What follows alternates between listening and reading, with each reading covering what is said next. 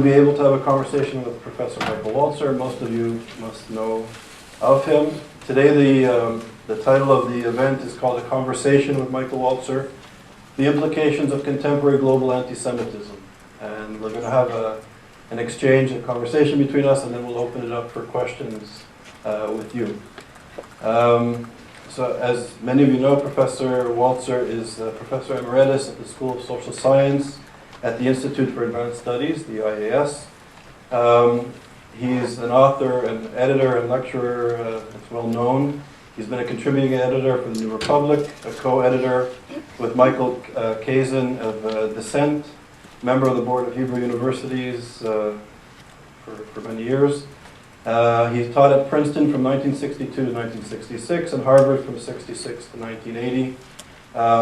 He's well respected on issues in philosophy. He's written such books that had an impact, such as Just and Unjust Wars, Spheres of Justice, The Company of Critics, Thick and Thin, Moral Arguments at Home and Abroad, and On Toleration. So we'll start with a very brief introduction to the issue and some questions that we'll discuss as well. So YIISA, the Yale Initiative for the Interdisciplinary Study of Antisemitism, started in 2006 and interestingly enough became the first research center and the only research center to focus on anti-Semitism at a North American university ever.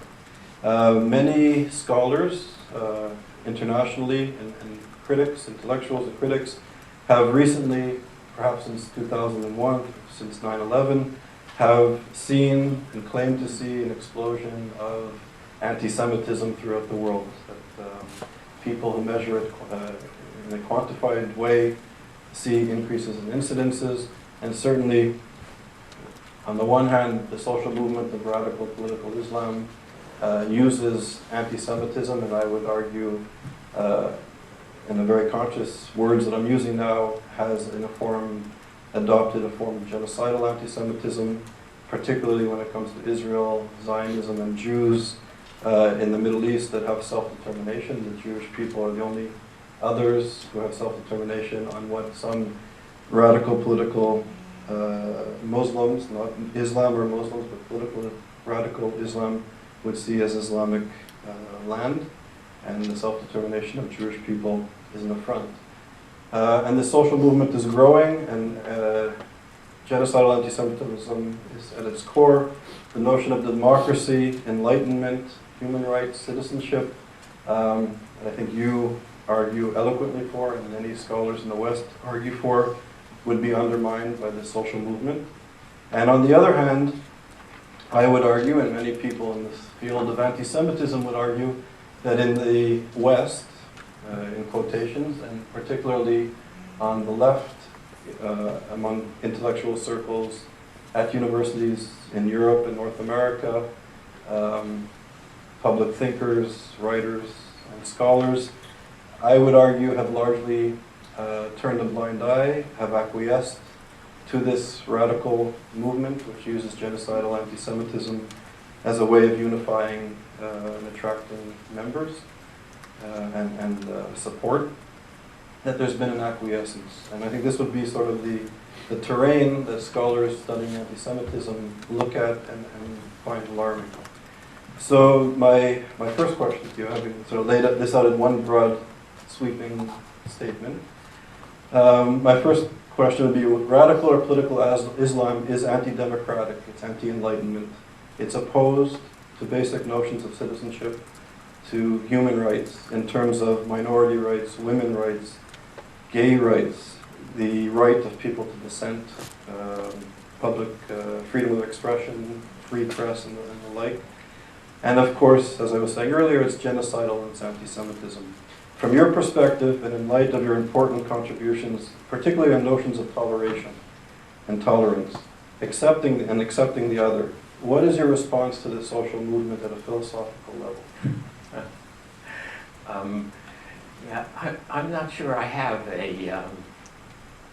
I'm not sure a philosophical response to genocidal anti-Semitism is appropriate. One wants not a philosophical response, but a political response.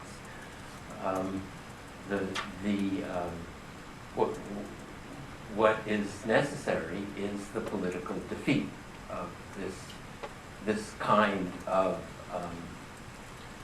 politics, and that is a political problem. It's not a philosophical problem. We don't have to explain philosophically what's wrong with genocide. We shouldn't have to. We shouldn't have to explain philosophically what's wrong with anti-Semitism. We have problems.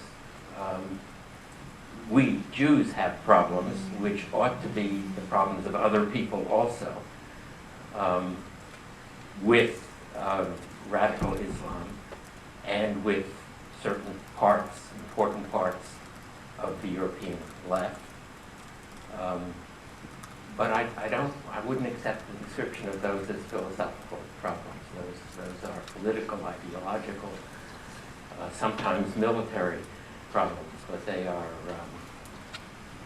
shouldn't require philosophical discourse. They require something else. They require a political response. In your writing on toleration, you write of how it's very important to respect and to include the other, and there has to be a process of inclusion. But you also write, I think, eloquently about how some practices of some cultures are not appropriate for social democracies. There's certain practices that are not acceptable in a democracy. So we have a climate, perhaps I would argue, sort of this postmodern relativist age, where I think some intellectuals would, at a philosophical level, and even filtering down into a political level, want to engage the other no matter what their practices are. So if they happen to be homophobic or anti-women or genocidal, it's anti-Semitism, we still have to engage them and try and bring them into the tent. So how would you instruct maybe these type of thinkers or politicians when it comes to this? So the question is, what are the limits of toleration? What should be the limits of toleration in democratic societies? And it's a feature of toleration in liberal democratic societies that we tolerate the intolerant. That's one of the things we do. We tolerate people who make arguments against toleration. We tolerate Christian fundamentalists in the United States who make arguments of that sort. We would tolerate Hindu nationalists if they appeared among the American Indian population. So the limits extend beyond the tolerant. They extend to people with whom we have very important disagreements. They don't extend to people who act politically in ways that would deny toleration, would deny the right of peaceful coexistence to others. And we don't tolerate practices that violate the human rights of individuals, either in the communities or in the minority communities in the West or outside of them. So we shouldn't tolerate practices like genital mutilation or the forced marriages of 14-year-old girls, or refusals of education to any part of the population. It's precisely because we are tolerant that we can't tolerate those practices. we want inclusion. We want, let's say, Muslim immigrants to France to become Republican citizens. But if they become Republican citizens, and if they are going to vote in French elections, helping to determine the fate of all French citizens, then they have to, their community has to accept the need for a civic education for all of these future voters, men, boys, and girls alike. If we're going to treat them as citizens, then we have a right. This applies also to ultra-Orthodox Jews in the United States. If they're going to vote in American elections, we have a right to insist that they take courses in their schools on the history of democracy, on the history of the United States, on democratic political theory, on how our political institutions work. And we can impose constraints. We can make demands on any minority community that oppresses its own people, and we make those demands in part because we are hostile to oppression, but also in part because we believe in citizenship, and we are. If we are going to accept these children as citizens, then we have to have a say in their education. So sticking to France, I find just a few days ago the French government seemed to come a step closer to banning the veil, not the hijab, but the veil in public institutions. And it seems like it's a very complicated and complex process because on the one hand, you have sort of ultra-nationalist, anti-immigrants, Le Pen supporters, I would say sort of racists supporting this. On the other hand, you have, I think, progressive thinkers wanting to protect the rights of women in French society. So how would you view the banning of the veil when it comes to... We have to to define the veil. What is involved here? I don't think we should ban the headscarf. Any more than I think we should ban the kippah or the turban for Sikhs. But I would find it very hard as a teacher to relate to a student whose face I could never see, and with whom so that I could never be sure when I was having a conversation with her that she was the person I had a conversation with a week ago. So if we're talking about the full cover with just the slit, I think there are good reasons, educational reasons, for refusing to allow that in schools, and possibly also in government offices where people people who have dealings with the bureaucracy would be denied the right of seeing the face of the bureaucrat, and I don't think that's a good idea in a democratic and egalitarian society. But except for that, the full cover, I'm not sure I would want to regulate the way people dress or when they are dressing according to their religious requirements. And would this approach, which I largely agree with, would this apply just for Western democracies where this is applicable, or would you extend beyond Western democracies in places like Gaza or Iran and impose this, or it's just reserved for people in democracies? I don't know who... in democracies, we make decisions about these kinds of questions. We make decisions for ourselves and for our fellow citizens.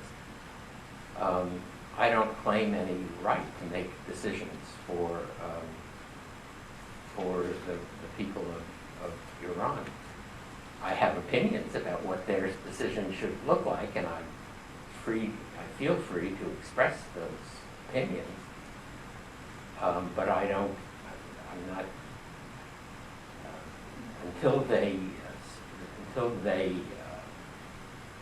well, there are limits here too, but I'm not inclined to impose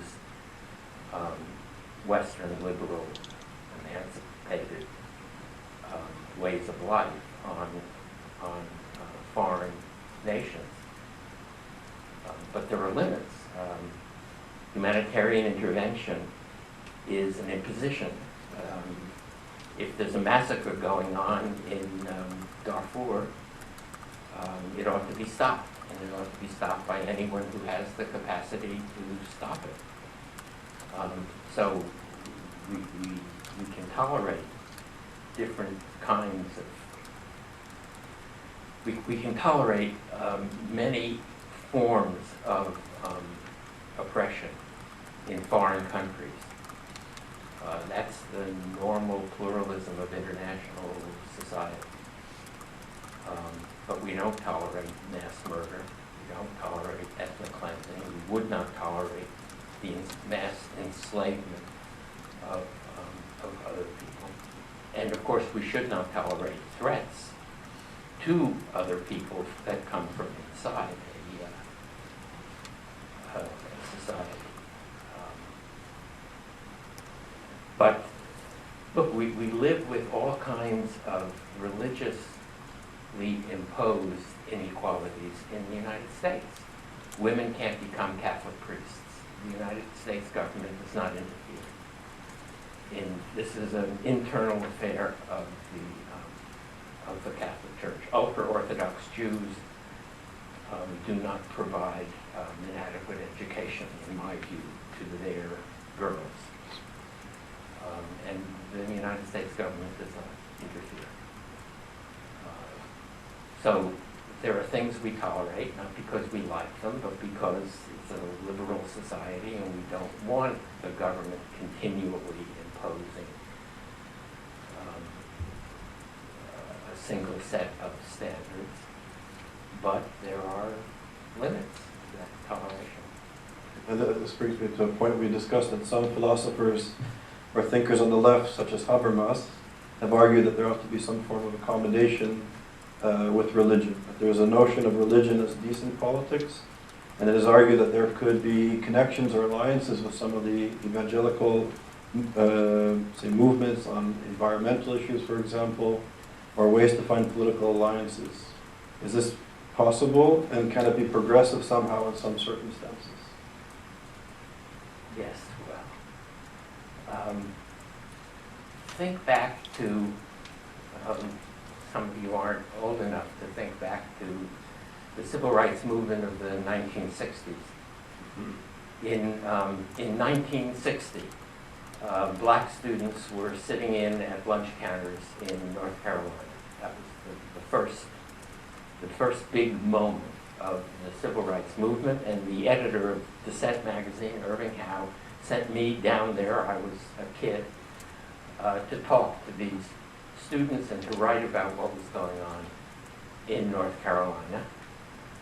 And I came back and told the editors of Dissent, who were ex-Marxists and who were looking for some kind of uprising of black workers and peasants in North Carolina, that this was an uprising of black Baptists, that its heart was in the churches, that the leaders of the movement were Baptist preachers, and that this was not something that we, in the offices of Dissent, understood very well.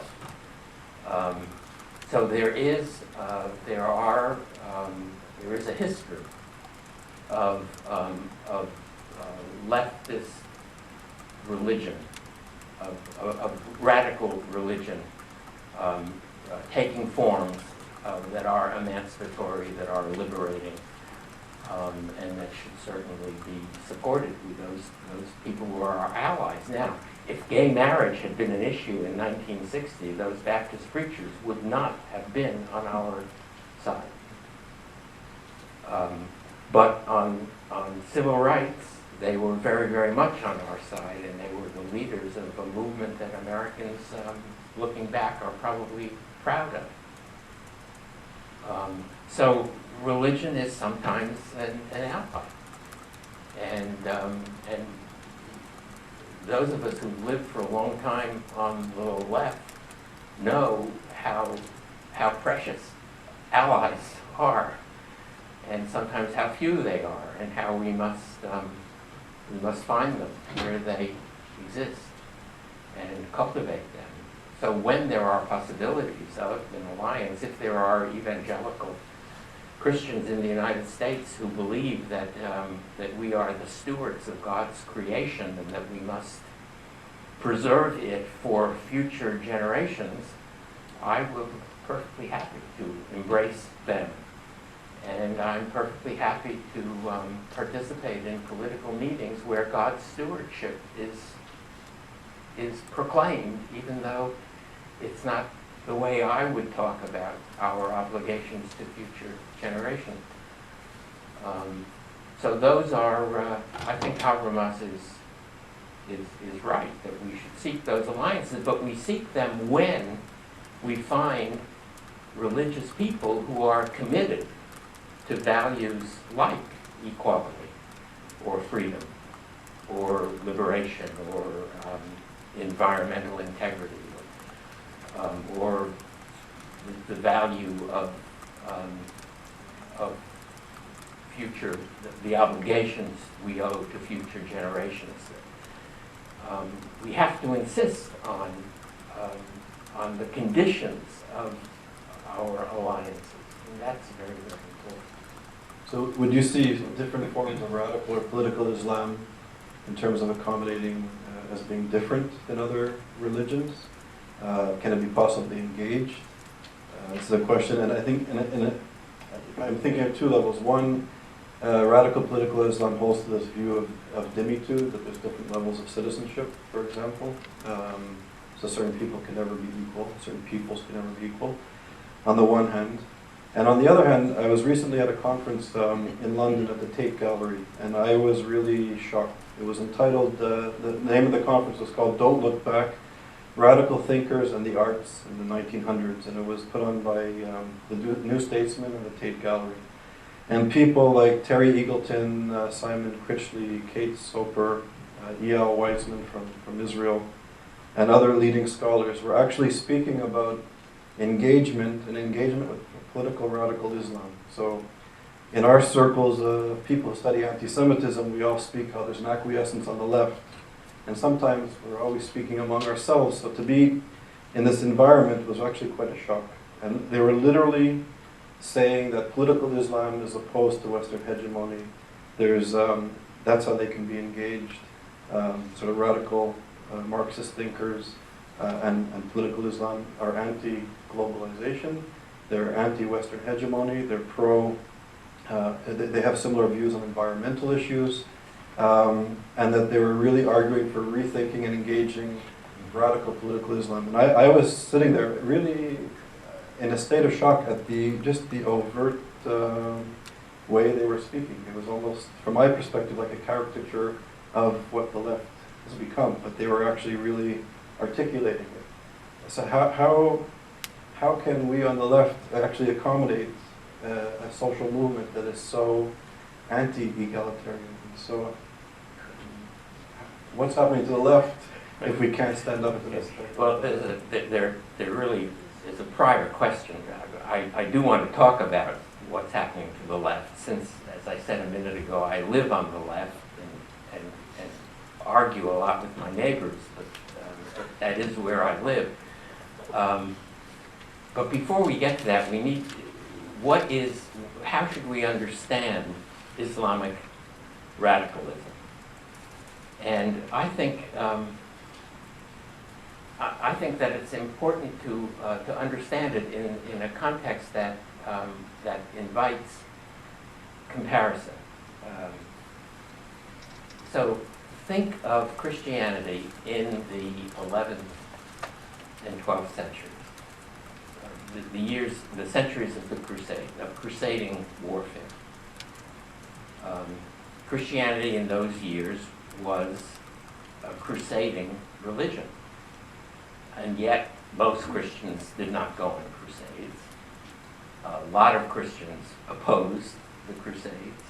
Some Christian theologians thought that the doctrines of holy war and crusading warfare were wrong, even heretical.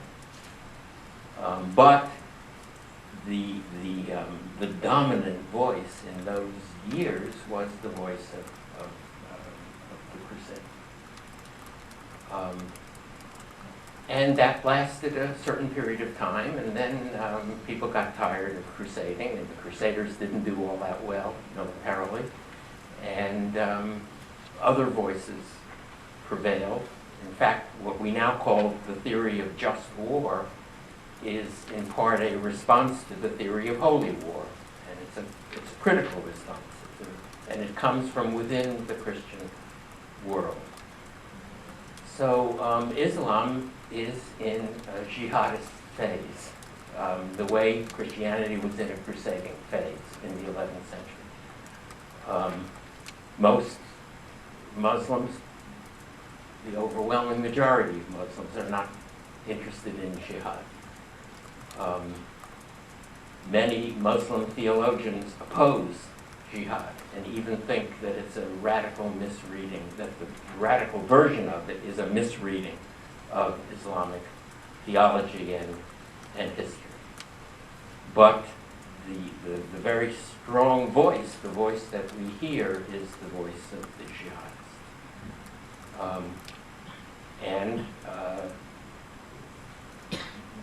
We shouldn't think of this as an essential feature of Christianity any more than crusading fervor in the 11th century was an essential feature of we shouldn't think of jihadism as an essential feature of Islam any more than crusading fervor.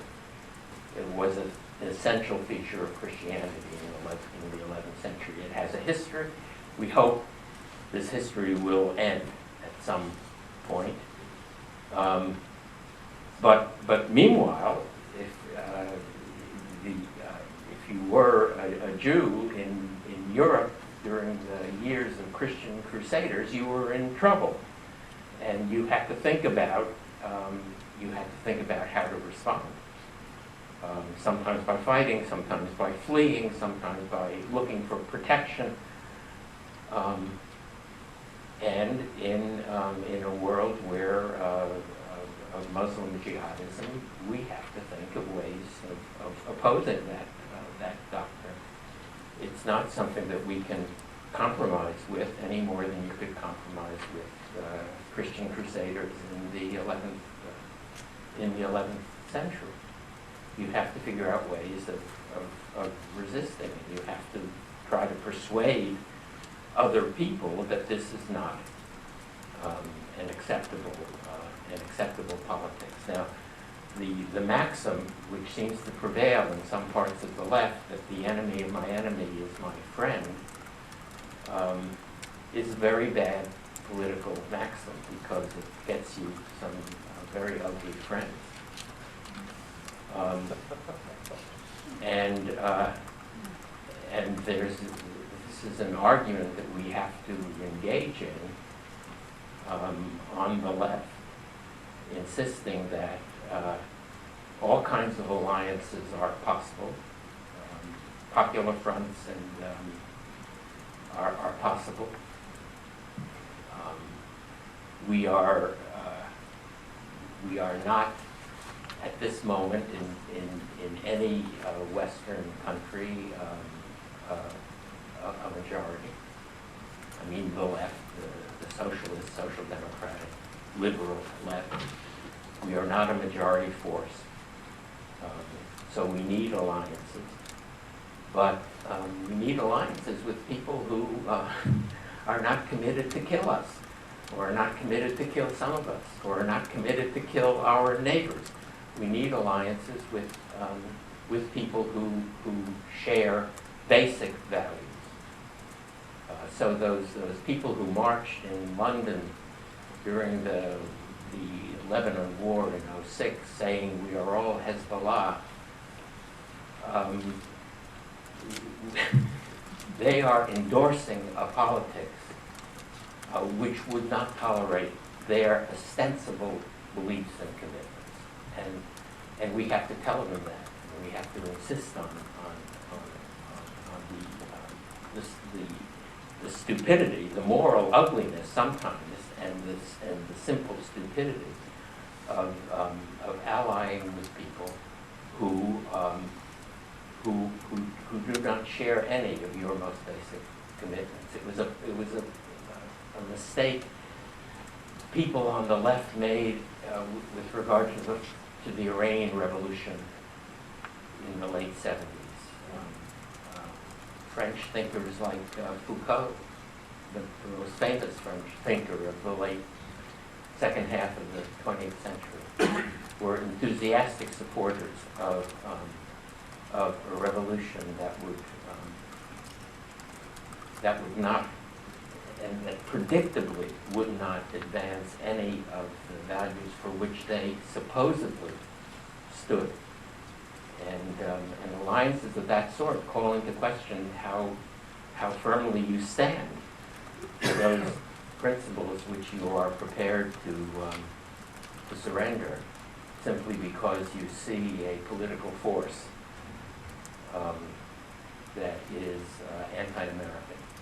I suppose that's the crucial way in which radical Islam becomes acceptable to the left. It is anti-American. That's not a good politics. Anti-Americanism is not a good politics. To be critical of the American government for this act and this and this and this, that's a good politics. But anti-Americanism is a terrible politics, as is anti-Zionism. So just as an antidote at this conference in the Tate Museum, the New Statesman, I had dinner with one of the philosophers there. She's a woman, a very prominent philosopher and a feminist, and she was advocating very strongly to engage and to make an alliance with radical political Islam. And I told her over dinner, what would happen if I was a 75-year-old Anglo-Saxon Protestant man from Oxford University, and I told you to leave the room and go home because you don't belong to, in a professional conference. And she was shocked. And her response after about 30 seconds was that you must be a neocon. I came from the United States, and I must be a neoconservative. And I also come from the left in my work historically, in my life. But it's very interesting that even at Yale University, and certainly in the academy, YIISA is perceived as being neoconservative. Because if you're looking at anti-Semitism in any way, you're fending off enemies of Israel, then you must be on the right, and you must be a Bush supporter, and you must be pro-war, and all sorts of labels are put on us at YIISA. But I think that this acquiescence on the left, here at the Tate Gallery, or some of the, the We Are Hezbollah, or chants of We Are Hamas from the left, are extreme pronouncements. But how do we, in the academy, how do we engage progressive people who are concerned about equality, concerned about human rights? But when it comes to anti-Semitism, when it comes to defending Israel in any way, or even the United States standing up to anti-American tirades, how do we engage our colleagues on the left to deal with this reality? How do we get them to look into the abyss? Because it's coming. I mean, there's a conflict coming. The Iranians, the political Islamists, in their writings, in their teachings, in their sermons, in their policies, are open, they're upfront, they're honest, and we have to respect them for at least that. How do we engage the academy, left-wing, progressive thinkers, to really deal with this issue? Because there's at least a silence, if not a hostility.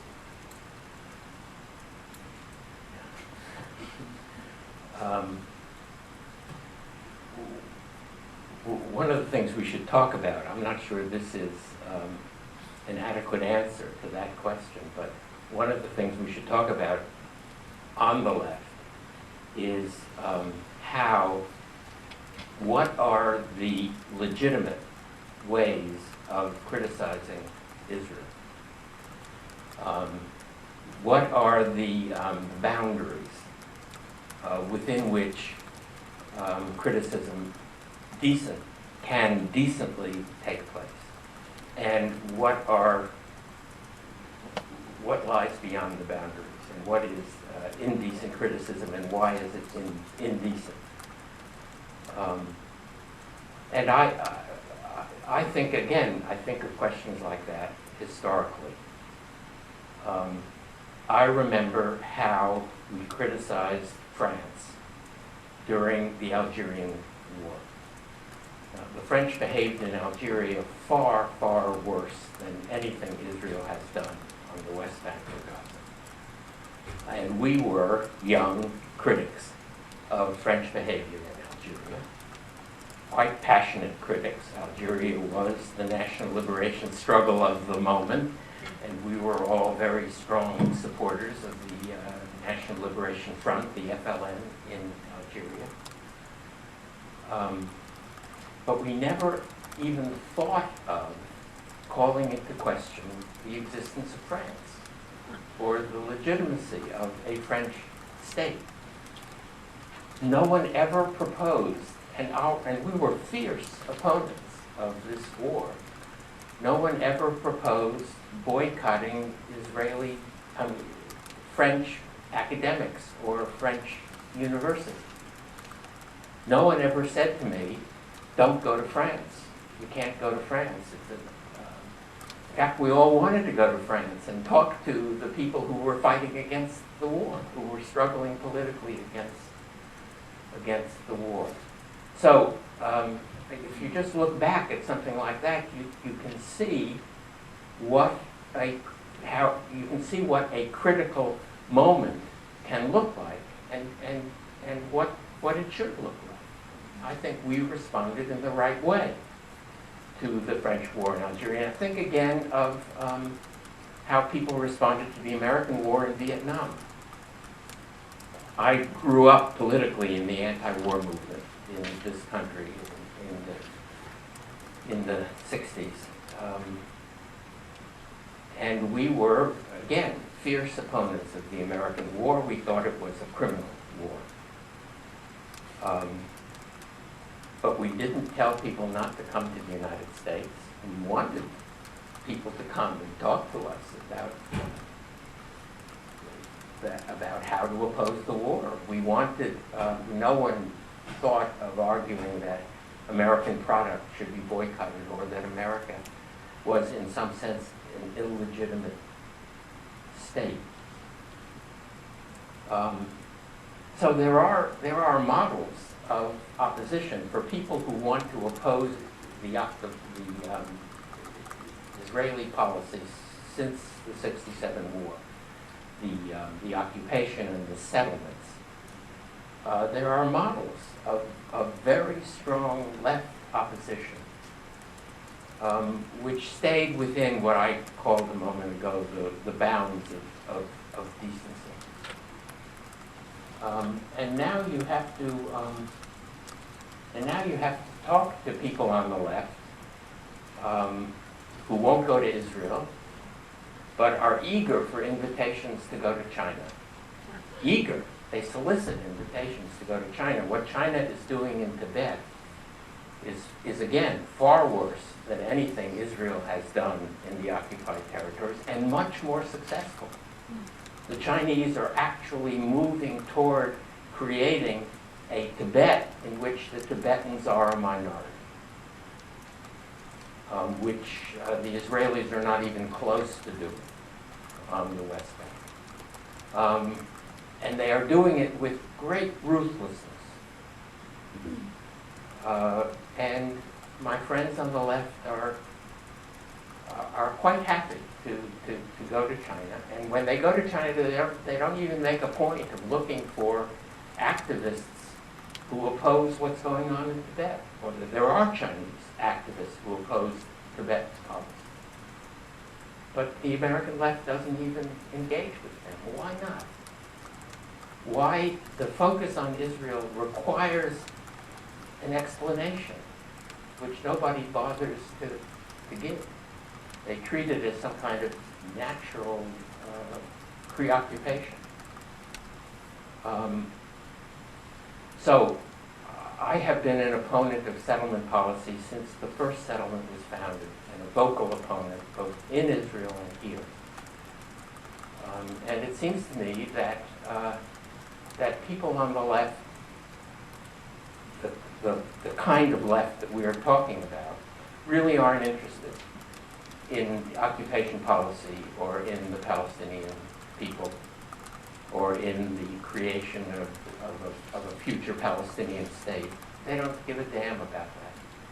They are interested in the destruction of the state of Israel. And why?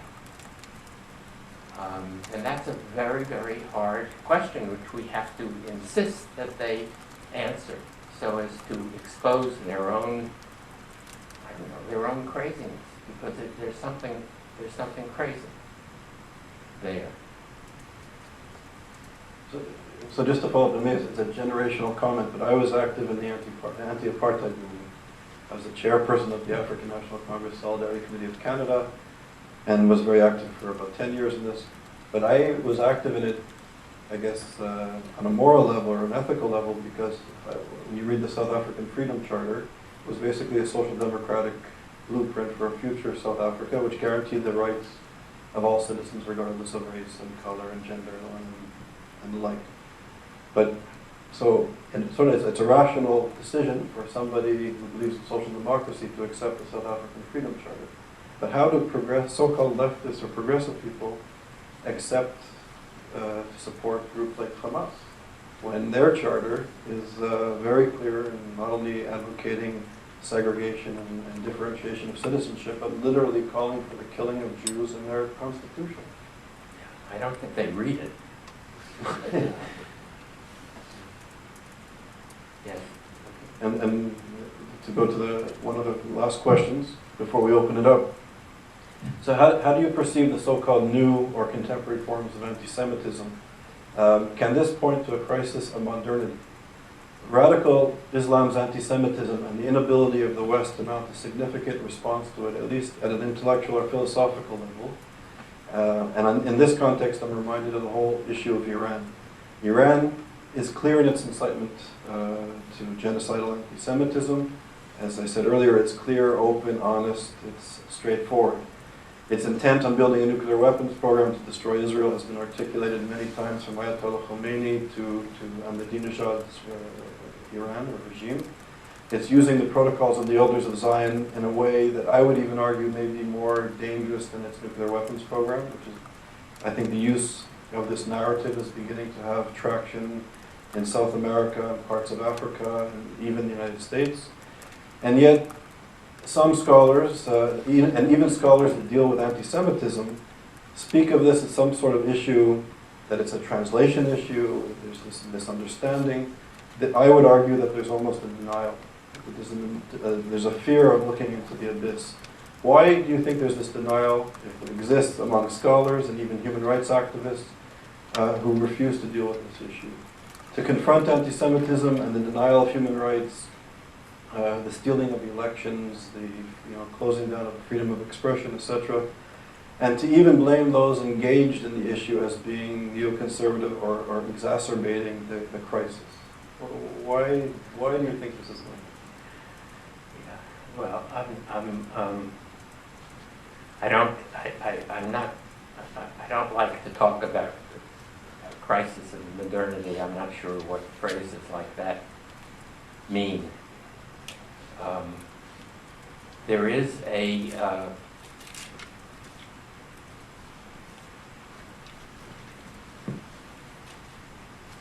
a failure of Western liberals. Leave the left aside for the moment. There's a failure of Western liberals to accept the ideological burdens of liberalism. It's not the right is prepared to go to war. Sometimes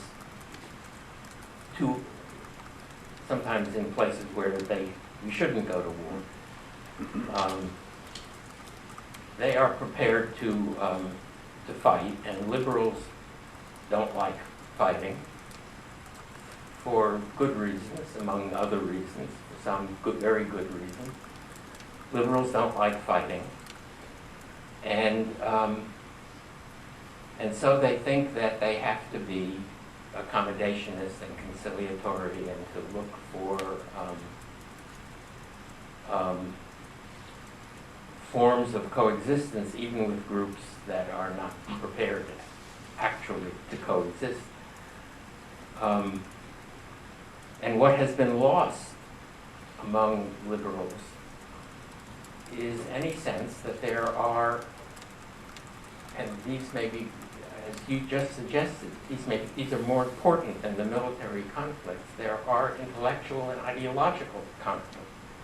There is we are engaged right now in an ideological struggle with radical Islam above all, sometimes with other forms of religious radicalism, with Hindu nationalism or Messianic Zionism in the settler movement. But we are engaged in, secular left, liberal Democrats, we are engaged in an ideological struggle.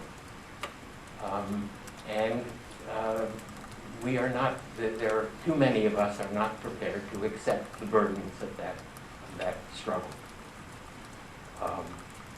And those burdens involve precisely engaging at every moment with the arguments or the pseudo-arguments or the false histories that are proclaimed by these religious zealots. Do you think that that's why perhaps there's an increase of anti-Semitism, particularly on the left? Because there's also a tradition in liberalism to blame the victim. And if Israel and the Jews are the victim of radical Islam's genocidal anti-Semitism, there's only 6 million Israelis in this small country. There's potentially many more enemies if you look into the abyss of political radical Islam. Is it easier on the left to blame Israel than to look at this significant problem that's facing us? I think there's a much more dangerous and prevalent tendency among some leftists, which is not to blame the victim, but to support the powerful. What is it that drove the left's admiration for an alliance with Stalinist Russia? It wasn't blaming the victim. It was a belief that this was an enormously powerful force which had, so to speak, history at its back, or I don't know, that had a certain inevitability in its development, and people on the left wanted to be on the side of this rising historical force. And disillusion with Stalinist Russia produced the new wave of illusion about Maoist China. For similar reasons, when you are, as Western leftists have often been, weak, you look with admiration to people who call themselves leftists and are in power, and who have great strength.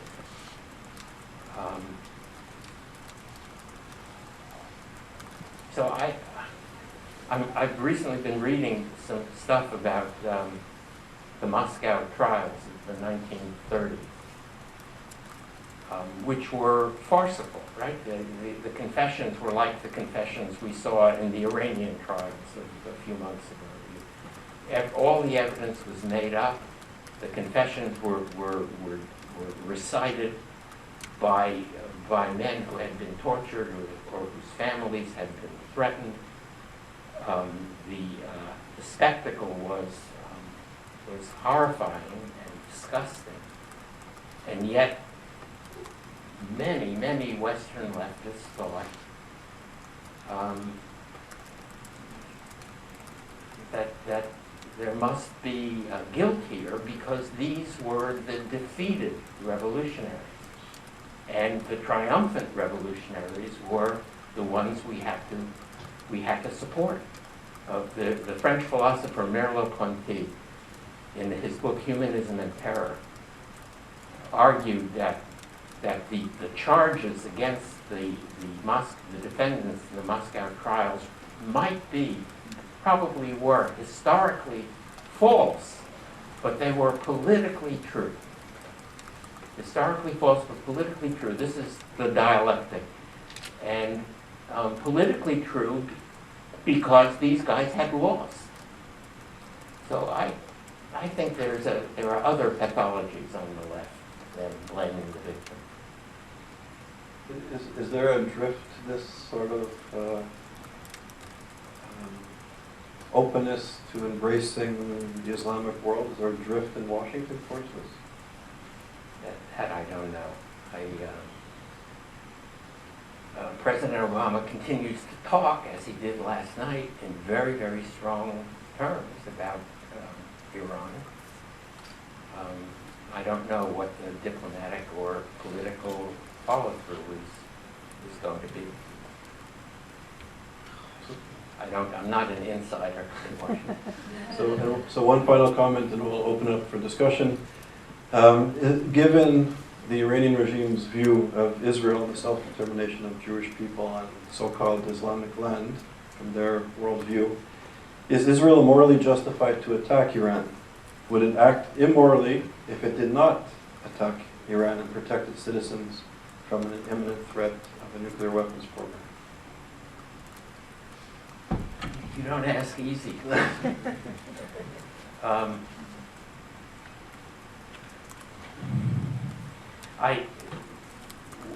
War is supposed to be, military attacks are supposed to be a last resort. That's one of the features of just war theory. And there's difficulty with the idea of a last resort.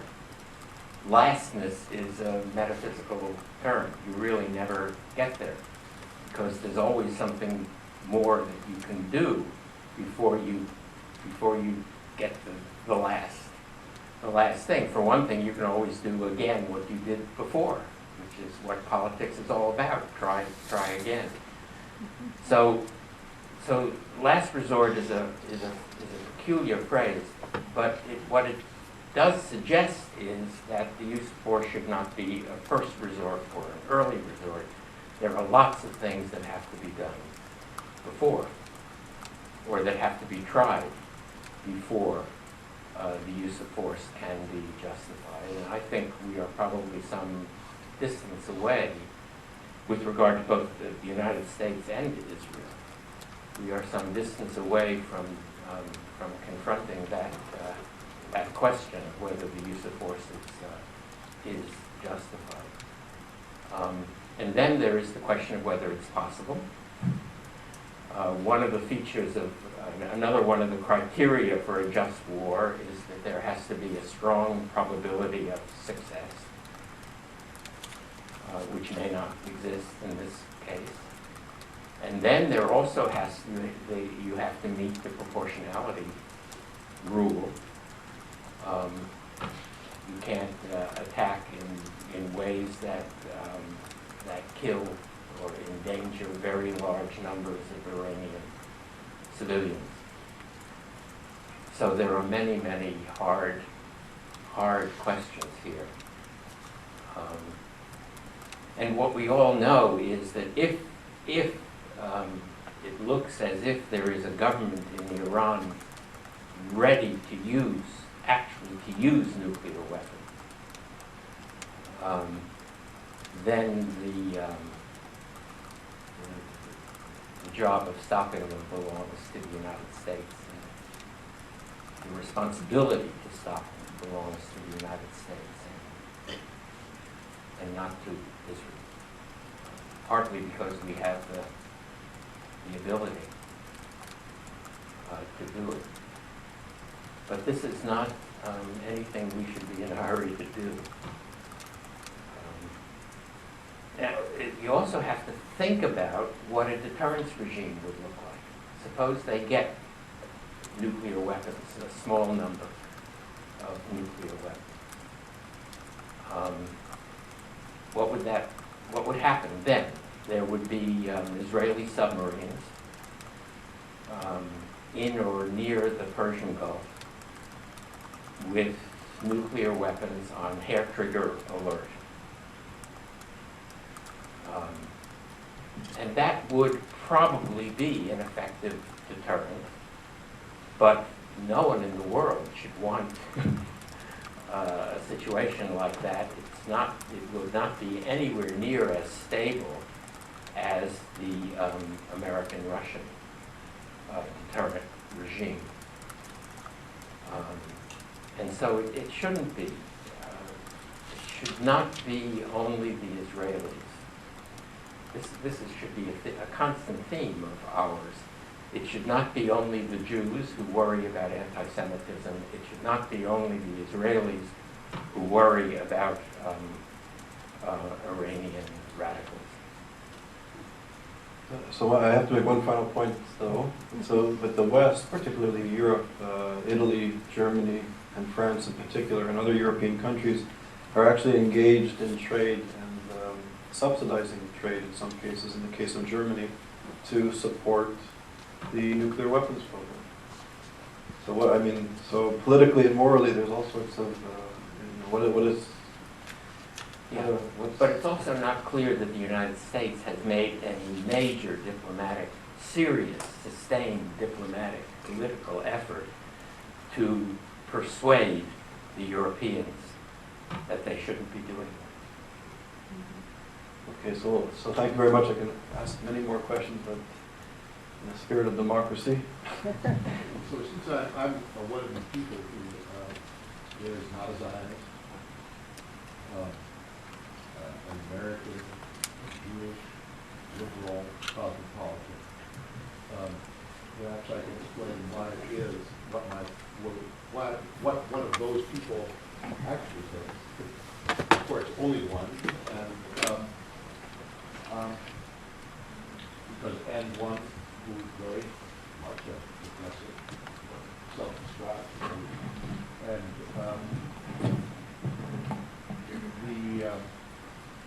interested in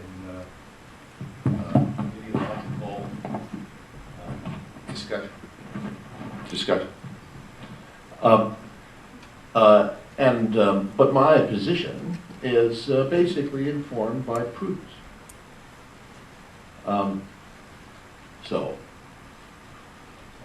The American policies the last N years, where N is not the Bush administration, but since our decision to put our bets on Saudi Arabia, who I take it is funding with our complicity much more of the activities that you're disliking than the Germans are.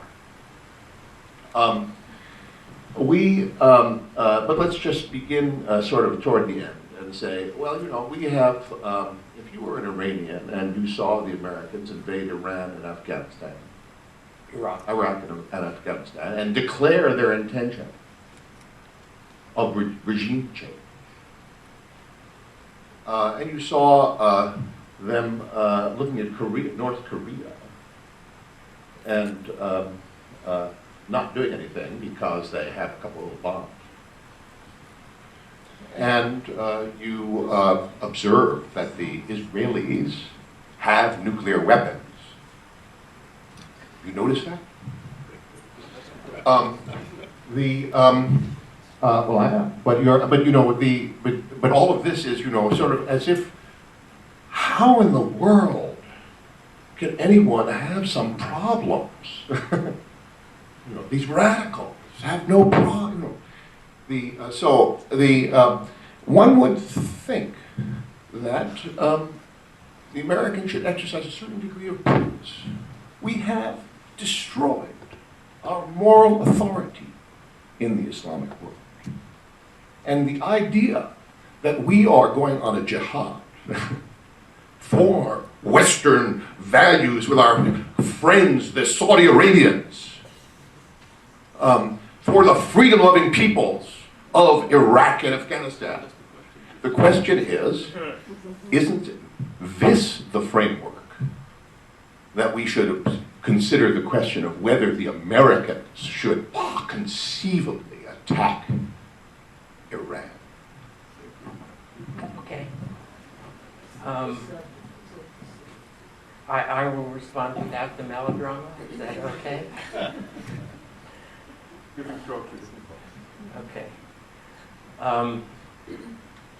First of all, I think it is very important to confront the fact that Israel has nuclear weapons.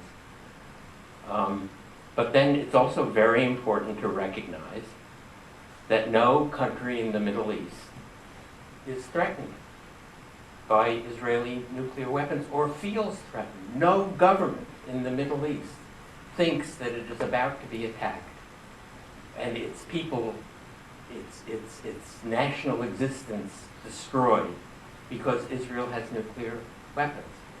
They all know that Israel would use those weapons only if it is attacked in a way that threatens its existence.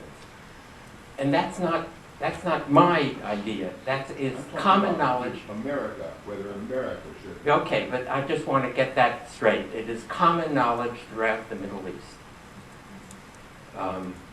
No one in Israel wants to destroy the Iranian people or the Iranian Republic, even the Iranian Islamic Republic.